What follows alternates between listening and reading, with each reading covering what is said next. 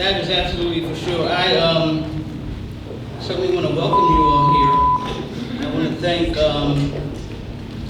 my new colleague, Eddie Gibbs, for helping us find this beautiful location to launch what I think is one of the most important endeavors in my lifetime as a result of New York's passage of adult use cannabis. Let me start by giving God the glory, because I have to start there, because I'm not even here if it's not for His glory. And I want to certainly welcome you all to be with us today. As you know, March the 31st of last year, we passed some pretty significant legislation in the state of New York.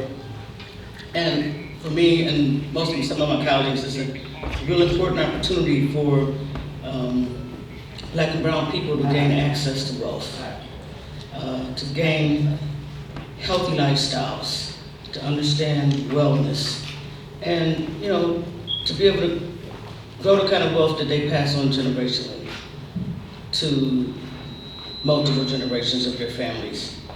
Black and brown New Yorkers have endured centuries of harm from structural racism and inequality. That's real, nobody can debate you on that. Because you can go into any Black and brown community and you can, in most cases, see the results of that racism and that structural inequality. So today we're launching an equity pack. And people say, why do you say equity pack? I said, because we don't want to be equal anymore. That takes too long. We started with less, so there's no way we can keep working on equality, which we've been doing for decades in America. Now it's time to work on equity. Equity means because we started way past most people, we have to go higher than other people. We have to have additional opportunities that allow us to meet where they already are. And so we're going to focus on equity in 3 areas. The emblem that you see, the logo for the pack, is an Ndinkwa symbol. I'm a big fan of Ndinkwa symbols. They're ancient African symbols, and they all mean something. And most people who understand them don't even need to know the words. They just need to see the symbol and they know exactly what it is. This one says, I'll help you, you help me, and together we will build. And so I am really proud to launch this equity pack. I have some really great people who are working with me on the pack. Some of them are in the room today. I hope you get a chance to meet them. This pack will be a political action committee pack that will support legislation and progressive candidates who are committed to fostering equity around 3 principal issues: cannabis, education, and the environment. Cannabis equity is the first step towards economic fairness. And it's probably the first industry that we've actually, as a people, had an opportunity to grow generational wealth in this country. And I think if we pass legislation and then don't keep doing the work to make sure it gets implemented right, we could lose opportunity. Because there are a lot of resources around this market. It's the largest market in the world underground, so imagine what its potential is above ground. And if we don't stay focused on it, believe me, it's going to be grabbed up. Even though our legislation calls for equity goals, even though our legislation calls for reinvestment in communities that have been impacted, if we don't, on a regular basis, every day, educate ourselves, our people, and our electeds, that this has to happen, no excuses, it will run right past us. And everybody else will be going to the bank and sending their kids to college, getting bigger pools, and we'll be saying they won't let us. Well, they don't have to let us this time. This time we gotta just take it. And this equity pack will allow us to do that. And if people who are elected are not willing to work with us while we take it, then they gotta be unelected. So, in 2017, African Americans were 8.1 times more likely to be arrested for marijuana offenses in New York City and 11 times more likely in the state of New York. That means a lot of people ended up with records. Those records prohibit people from getting jobs, prohibit them from getting access to Pell Grants, prohibit them from being contributing citizens. Those records have to be expunged. We gotta get rid of them. The law calls for it. Some of us have already been working on it. We gotta work harder to make sure that that happens. The Equity PAC is gonna support candidates and legislation that will ensure individuals and communities most harmed by cannabis prohibition will reap the most benefits from the legal cannabis industry. Again, I can't stress how important it is, what hard work is gonna be to make sure that that happens. You know, it's hard when people see how much money is involved, everybody wants it. And nobody raised their hand to go to jail. Nobody went to jail at the numbers that black and brown people did. And so that's why we have to ensure that this market ends up benefiting them more than anyone else. Not to say people should be excluded, but we just gotta be first. Yes. Gotta be first. So, we're looking forward to allocating, 50% of the licenses that the state puts out to equity businesses. There is a description of how that should look. We're looking forward to being able to provide startup capital and other capacity building resources to successfully operate in this emerging industry. This is an opportunity to mitigate the harm through community development, training, and opportunity to build, again, generational wealth. By putting money behind candidates and legislation that will make cannabis equity a priority. We will be investing in those who lost the most during the cannabis prohibition to ensure that they gain the most from this legal industry. Second, equity will focus on education, making sure that the public education system, which in all honesty, a lot of us made it through it. I'm educated in the public school system, but a lot of our people do not. A lot of our kids do not make it through the public education system that we spend millions of dollars on every year. And every year, as legislators in the state, we're asked for more and more money for public education. But the more money you give, it seems like we're getting less people educated. There's something wrong with that. At some point, we gotta say, we need a return on our investment. If we're investing multiple millions of dollars in the public education, shouldn't we be getting something back for that? Shouldn't we be getting educated individuals who are ready to contribute to society, either through the work that they do or how they engage other people in life? I think we should. In 2019, only 37% of New York State's fourth graders performed at the proficient level in math. Kidding me? 37%? And only 34% at the proficiency level in reading in fourth grade? That's unacceptable. That's unacceptable. And we gotta stop tolerating that as if it's okay that he didn't make it because his mother they're poor, or whatever excuses we wanna make for that.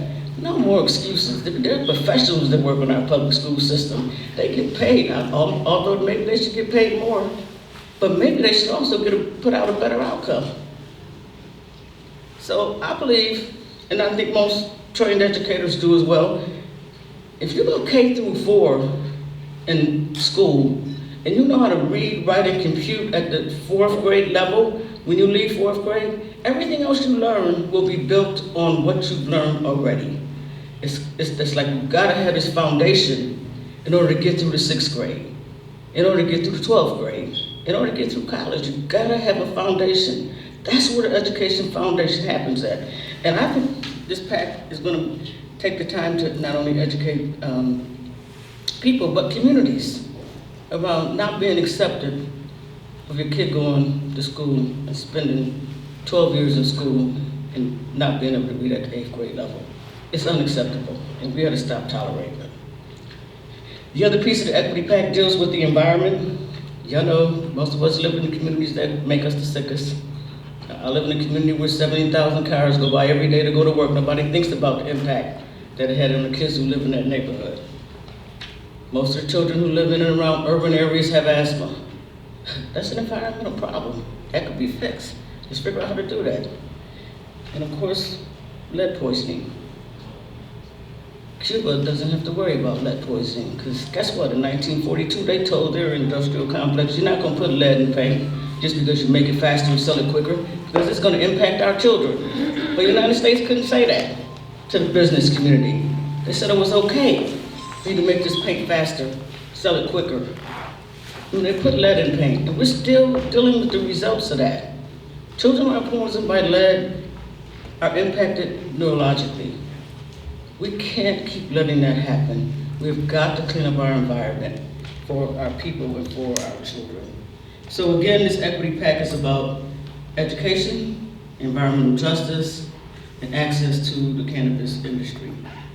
Education equity is a part of achieving the human equity. And I like the way this is coined by my friends at CHEM, which is Cannabis Health Equity Movement, which they define as equal access to experiences, equal access to opportunities, and equal access to resources that build the individual's knowledge, skills, and abilities, as well as their physical, mental, and emotional health.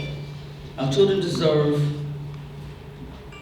to maximize their potential. Let's work on that. Let's do it together. I am excited that my colleague, Mr. Gibbs, is here. I was pleased when he became a member, and since I've gotten to know him, I fully expect to recommend to the board of the PAC that we give full consideration to him being one of the first candidates we endorse, because this is the kind of brother we need to have.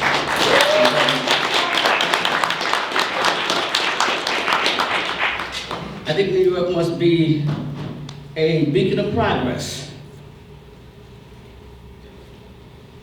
which means that equity must be not just the PAC's foundation, but the state's foundation.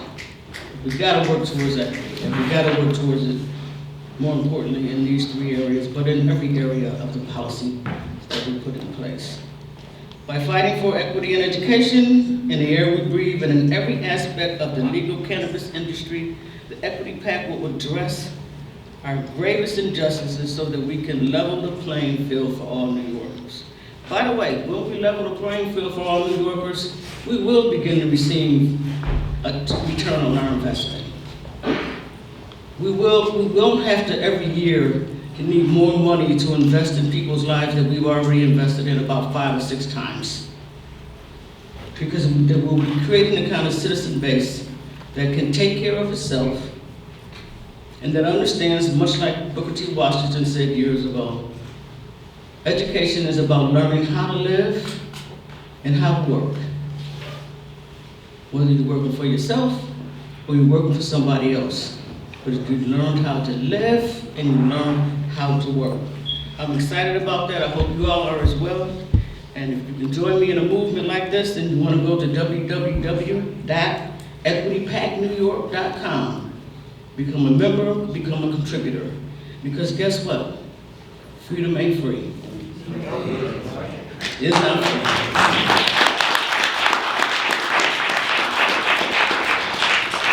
Now it's my pleasure to introduce you to these awesome people who sit behind me.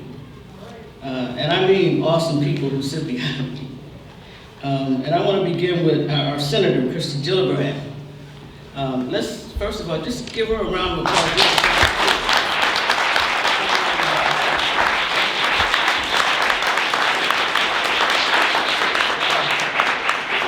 She is a champion of equity, no question about it. Watch her career. Her priorities in the United States Senate include creating more well-paying jobs to rebuild the middle class, increasing access to good and affordable health care, improving educational opportunities from pre-K to college and vocational training. Please welcome her. She's my friend and she should be yours too.